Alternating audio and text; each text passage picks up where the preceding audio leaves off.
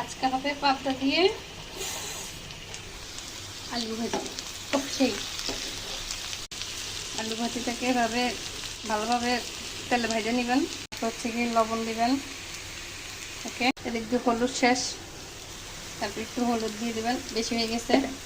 তারপর ঝাঁকানাকা ঝাঁকানাকা ঝাঁকানাকা করে লাড়তে থাকবেন। ঝাঁকানাকা ঝাঁকানাকা ঝাঁকানাকা ঝাঁকানাকা ঝাঁকানাকা লাড়তেই থাকে। ঝাঁকানাকা শেষ হলে একটু মরিচের গুঁড়া দিবেন। তারপর আবার ঝাঁকানাকা ঝাঁকানাকা ঝাঁকানাকা করে লাড়তেই থাকবেন। ঝাঁকানাকা শেষ হলে একটু পানি দিয়ে দিবেন।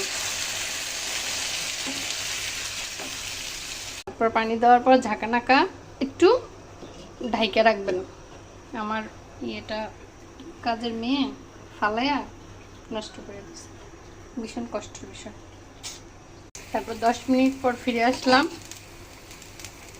এসে এখন আমাদের সেই অনাকাঙ্ক্ষিত সুন্দর সুন্দর মাছগুলো দিয়ে দিব।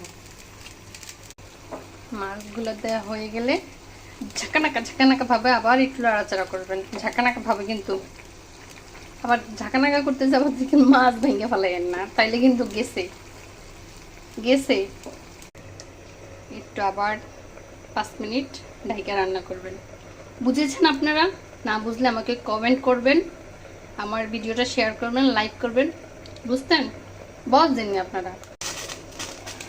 তারপরে চলে আসবেন আবার, তারপরে এভাবে 4-5টা কাঁচামরিচ দিয়ে দিবেন।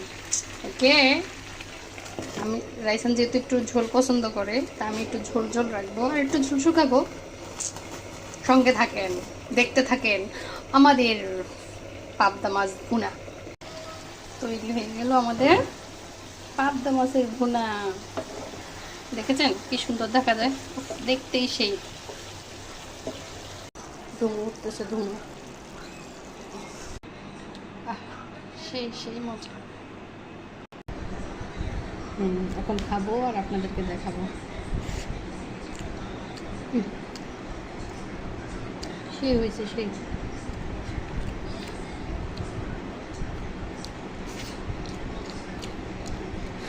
গরম গরম গরম, অনেক মজা।